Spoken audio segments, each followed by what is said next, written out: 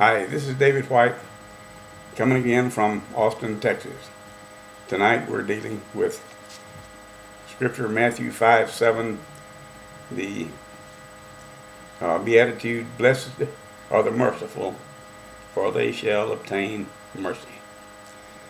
Now, once again, in looking at this Beatitude, we need to go back and look at a couple of key words. First one is this word mercy. Too often in modern English, mercy means feeling sorry for. Well,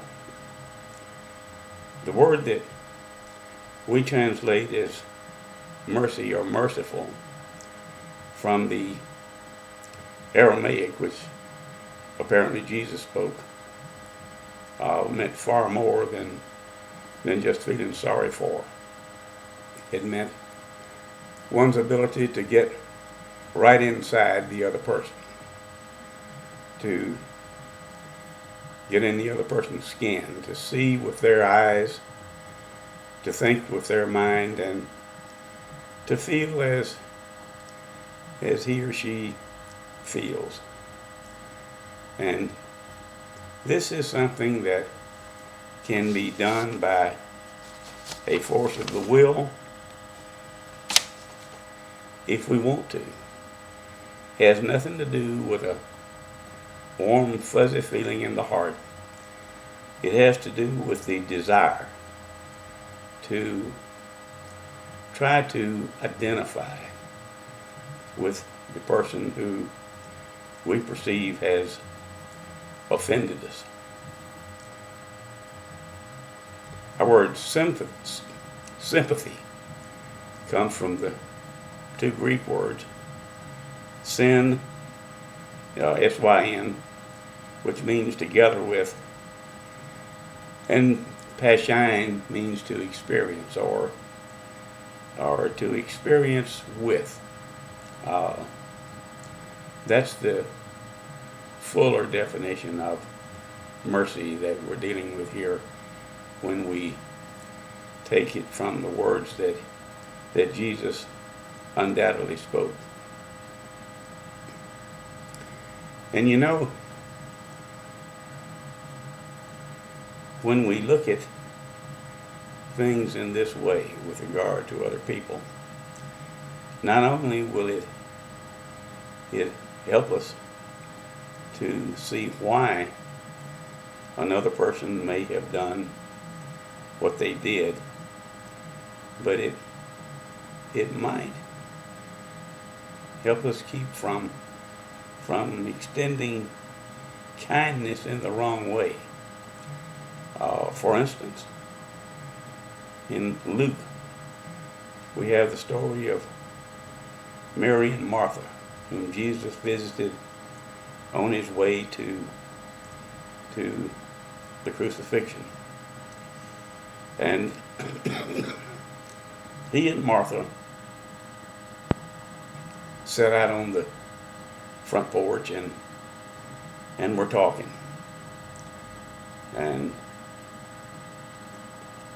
if I just said Martha, I didn't mean it. He and Mary sat out on the front porch talking. And Martha was in the kitchen trying to get supper together, and she was clanging pots and pans and making all kind of noise and going to all kind of trouble.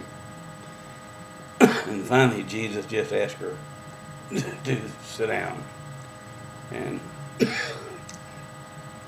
he undoubtedly had frayed nerves at the time. He knew where he was going. And Martha, who was trying to be kind to him, was actually being cruel.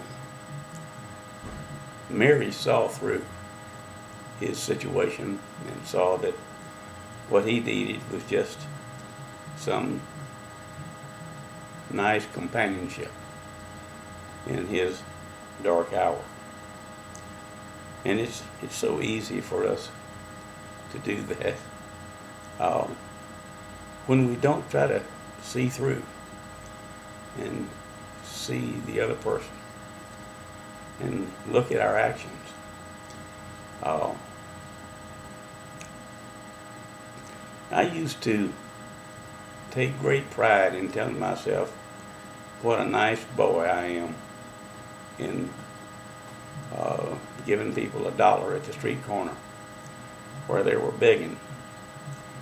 And I just thought how much I was helping these poor derelict people, and what a great guy I was. And then I had occasion to run a daytime homeless shelter in downtown Austin for about 6 months. And it was populated mostly by street people, a lot of whom worked the corners. And I came to find out that these people were on the street because they wanted to be on the street and had nothing to do with them being lazy or not being good laborers. What the deal was that they just didn't want to put up with what we call polite society. They wanted to work when they wanted to work. And so they figured out that there were a lot of ignorant old Joes like me who wanted to feel good about themselves, who would give them a buck if they just stood on the corner and asked for it. Now, I still very often drop a buck in their hand, but now then it's got nothing to do with feeling like a good old boy and trying to help the poor people. These people make 15, 20 bucks an hour, totally tax-free, doing some very, very hard work. And I dropped the buck in there, I think for the right motive now, because, you know, I admire how hard they work. There's an old French proverb that says, "To know all is to forgive all." And I don't know about you, but I know that there have been just numerous occasions in my lifetime where somebody has offended me in some way, and I got my little feelings hurt. And a lot of times they did act bad, but almost invariably, if I came to really know these people and with a will try to see why they thought like they did, then I could understand why they did what they did. I know in my case, I've hurt a lot of people. And the truth of the matter is that I don't think I'm any worse guy than most people.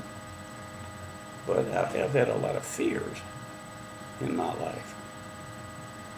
And fear of losing something that I had or not getting something that I wanted has caused me to hurt people. And it's been my great pleasure on so many occasions to have other people see through me and understand and forgive. You know, I recently had occasion to write remembrances of my mother. And there was a lot about my mother, a lot of characteristics, or some characteristics that she had that I didn't admire very much. And as I was writing this stuff down, I came to see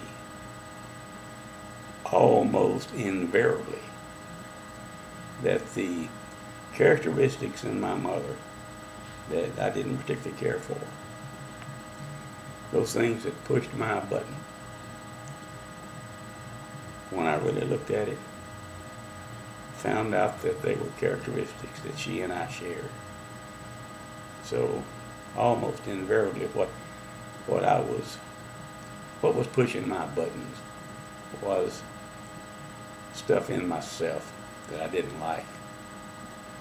And I couldn't see or didn't want to see in myself. So I just get mad at her. The real thing here is for us to be merciful in thought. That's what matters. This whole thing of carrying grudges and judging other people, certainly we can do it. But you know what?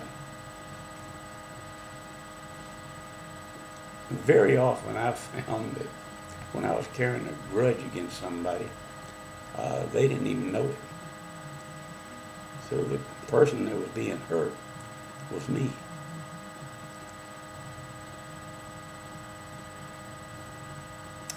Jesus, over in the 4th chapter of John, says that God is a spirit. And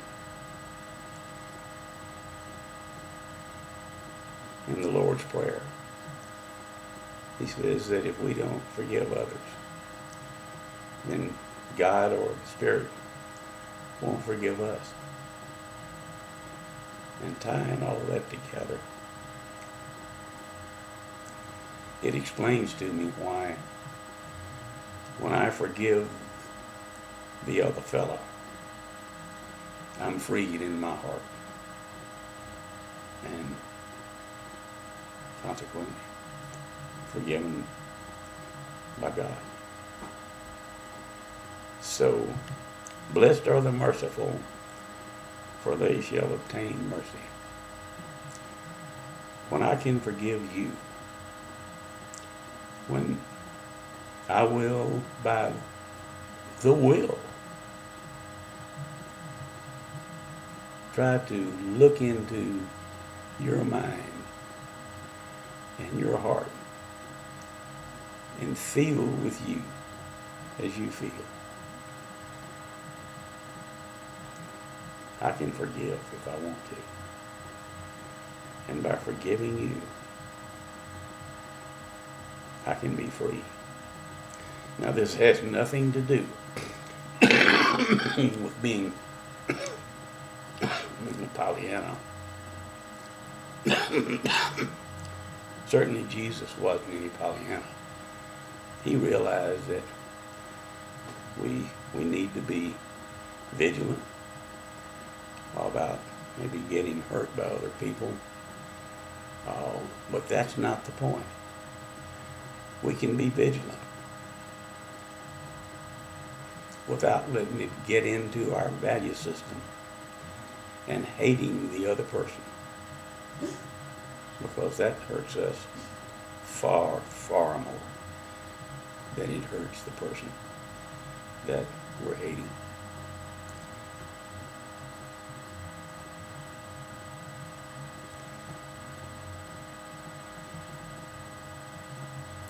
Thank you for being here tonight. This particular beatitude or beatitude is one that really gets in bed with me. It has been so much problem for me in my life to want to judge other people without trying to see their point of view. But as a matter of fact, I normally know about what I'm going to say when I start these, but I intentionally didn't on this one because I need to say it and then play it back and find out what I really believe. Thank you for being with us this time. Our Gmail is white1091 at gmail.com. Thank you for being with us this time. And until next time, good night.